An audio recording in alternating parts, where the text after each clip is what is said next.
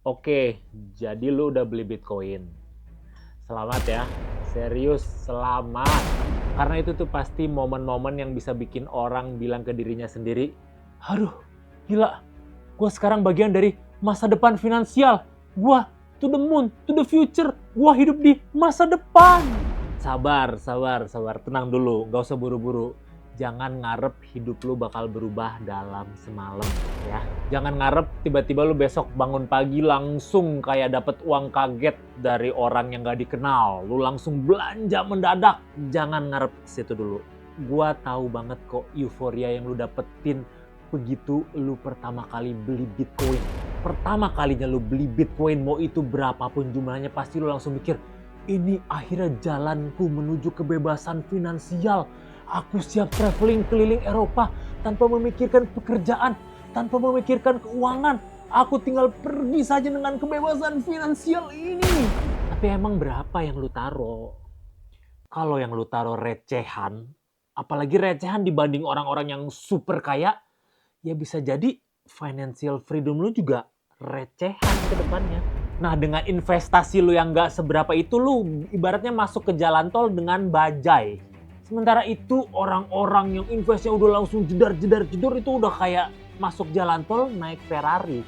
Terus lu berharap bajai lu itu sama dengan Ferrari. Ya bisa aja sih kalau Ferrarinya emang lagi santai ya. Jangan mikir kalau gue bilang Bitcoin tuh gak bikin kaya. Bitcoin tuh emang bisa bikin kaya. Bisa banget, semua orang bisa jadi kaya dengan Bitcoin. Tapi ya ditanya dulu siapa yang beli, siapa yang masuk, berapa banyak, berapa lama. Yang kaya tuh yang belinya banyak. Bukan yang beli tiap bulan 200 ribu terus berharap bulan depan langsung 20 miliar. Nggak akan bisa. Kalau kayak gitu yang kaya udah berapa 20 miliar triliun dong duitnya. Yang akhirnya kaya raya tuh yang mereka udah nggak panik ketika harganya turun. Karena duit miliaran yang mereka taruh juga itu udah kayak duit hilang aja. Kalau kita naruh 200 ribu, 100 ribu udah nangis-nangis, susah sih. Dan ketika lu naruh pasti lu akan bilang to the moon, biar lu naruh berapapun akan to the moon, naik puluhan persen, ratusan persen. Tapi pada ketika akhirnya orang-orang yang kaya-kaya ini, beberapa stakeholders, beberapa negara-negara yang udah invest tahu-tahu narik jutaan dolar dan harganya merosot tuh nggak bisa apa-apa. Dan bisa aja yang nurunin harga tuh ya orang-orang yang lu panutin itu sendiri. Mereka juga mungkin ya narik untung juga dari situ. Narik untungnya ya jelas nggak 100 ribu, 200 ribu kayak lu. Mereka bisa ambil untung miliaran-miliaran. Dan yang ngambil itu bisa ratusan ribu orang sekaligus. Terus lu musruk karena mereka dapat untung. Lu mau nyalain siapa? Mau nyalain mereka juga nggak bisa. Lu mau nyalain diri sendiri juga malu. Mau gimana? Ya pasti siklusnya akan kayak begitu. Mau tahun 2017, 2021 kemarin, bahkan awal tahun 2025 waktu lagi naik-naiknya terus ada lagi ngedrop karena banyak yang taking profit. Tapi ketika lu beli lu masih tinggi-tingginya, ya mau diapain? Emang kayak bakal gitu terus siklusnya sampai kapan juga. Jadi lu masih mikir kalau lu investasi 200 ribu per bulan buat beli Bitcoin itu bisa tiba-tiba membuat lu jadi financial freedom dalam beberapa waktu tertentu?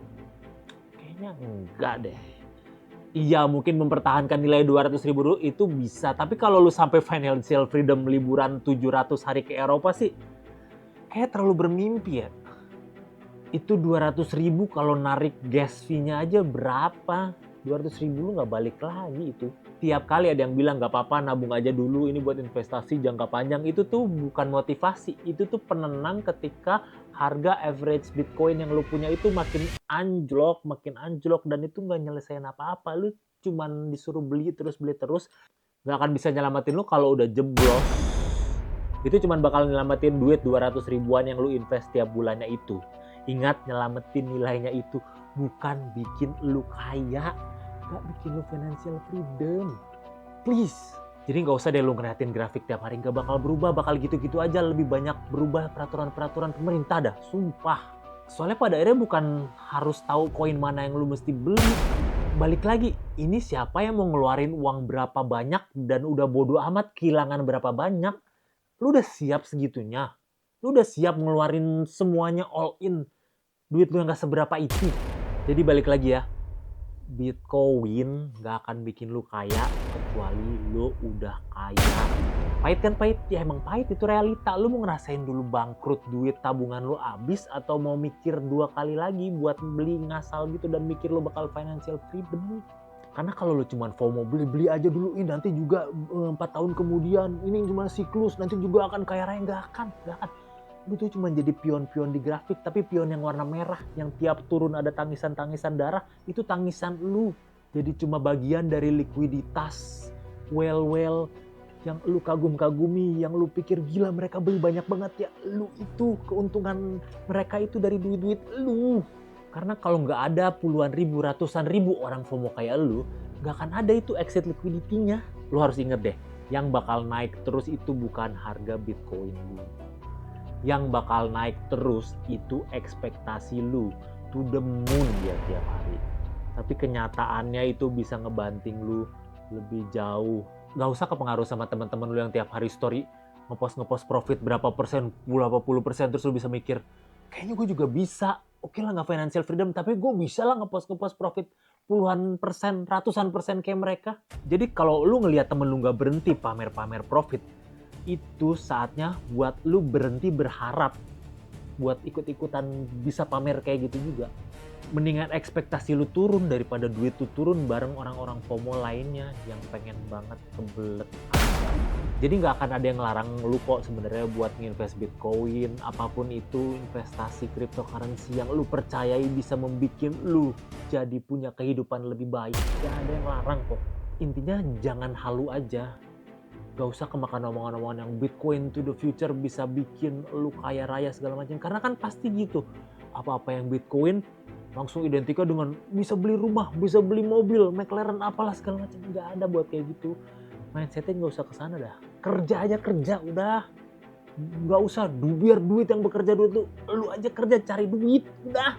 Apalagi kalau lu belum paham bener kerjanya Bitcoin, blockchain dan segala macam, kayak apa yang lu mau harapin dari sesuatu yang lu nggak apa yang lu mau harapin dari sesuatu yang lu nggak pahamin cara kerjanya.